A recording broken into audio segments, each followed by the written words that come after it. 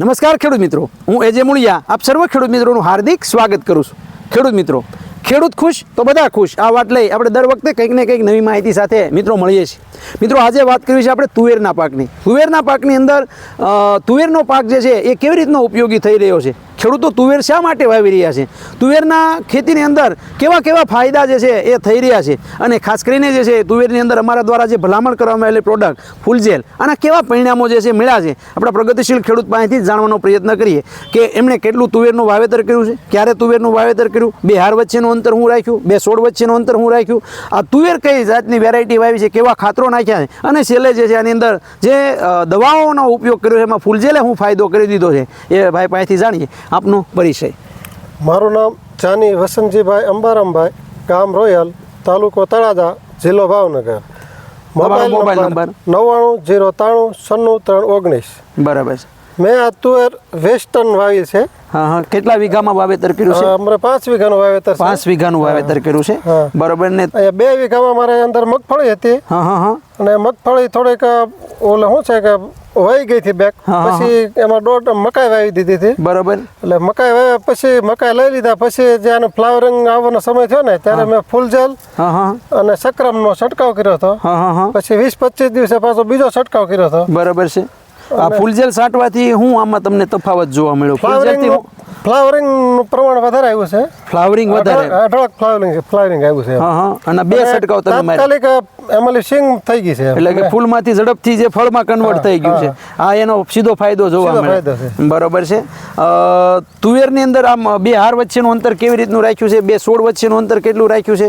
મિત્રો, આ પૂરતી આપણા તુવેર જે છે એ હવે વસંતજીભાઈ તુવેર તરફ જે છે એ લોકોએ વળવું જોઈએ એવું તમને કેના ઉપર આધાર લાગે છે કે તુવેરનું શા માટે ખેડૂતો વાવેતર કરવું જોઈએ? એમાં તુવેરમાં આપણે બે હાર વચ્ચે 6 ફૂટનું અંતર છે. અને બે છોડ વચ્ચે 2.5 ફૂટનું અંતર છે. બરોબર છે. અત્યારના સમયની અંદર સાહેબ એવું છે કે આ તુવેરના પાકની અંદર દવા અને ખાતરના ખર્ચા ઓછા, પછી મજૂરી ખર્ચો ઓછો. બરોબર છે. એટલે અત્યારે પોહાય એવું છે અને આનું ઉત્પાદન સારું આવે છે. અને એક પાક લઈ જાય પછી બીજો પાક હારવાર તૈયાર થઈ જાય છે. એક આપણે મિક્સ પાક તો એક લઈ શકીએ છીએ, પછી આ આપણે તૈયાર થઈ જાય છે. એક અલગ જ મળે છે, એમ સારો મળે છે. એનો ભાવ પણ સારા હોય છે. અને મજૂરીમાં બહુ ફાયદો પડે છે આમાં. બરાબર છે. આમાં બીજો એવો કોઈ ખર્ચો જાજો ખર્ચો લાગતો નથી. 2 થી 3 છંટકાવ કરવા પડે છે. બાકી ત્યાં કમ્પ્લીટ થઈ જાય છે. બરાબર.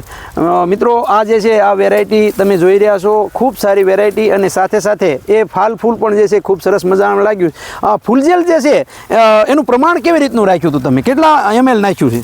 25 ml. 25 ml નો છંટકાવ નાખ્યો છે. બરોબર. અને આ ફૂલજેલ જે છે એ નો ખર્ચો જે છે કેવો લાગ્યો છે વીઘા ઓલા એક પંપનો? 25 રૂપિયાનો. મિત્રો, આ ફૂલજેલ જે છે એકદમ સસ્તું છે. ફૂલજેલ ખેડૂતોને વાપરવા માટે તમે શું કહો છો? તમને શું લાગ્યું ફૂલજેલ? હું તો ઘણા વર્ષોથી વાપરું છું અને વપરાય છે એમ. કોઈ પણ ફ્લાવરિંગ સમયે કોઈ પણ પાક હોય તો વાપરવામાં ફાયદાકારક છે. ખૂબ સરસ મજાની વાત મિત્રો આપને વસંતજીભાઈ દ્વારા જે કરવામાં આવી કે આ ફૂલજેલ જે છે એ કોઈ પણ પાકની અંદર ફ્લાવરિંગ સમયે એ વાપરવામાં આવે તો ખૂબ સારું પરિણામ મળે છે. જે ખેડૂત મિત્રોએ તુવેરનું વાવેતર કર્યું હોય, આ શિયાળુ સિઝનની અંદર ધાણા, જીરું, વરિયાળીનું વાવેતર કર્યું હોય, ચણાનું વાવેતર કર્યું હોય, એવા ખેડૂત મિત્રો જે છે કહેવાય કે છંટકાવ કરશે તો એને પરિણામ જે છે મળે. કારણ કે આંખે દેખાય એવું પરિણામ જોવા મળે છે. તો ખૂબ સરસ મજાની વાત વસંતજીભાઈ અમારા ખેડૂત મિત્રો માટે આપણે કરવા બદલ આપનો ખૂબ ખૂબ આભાર.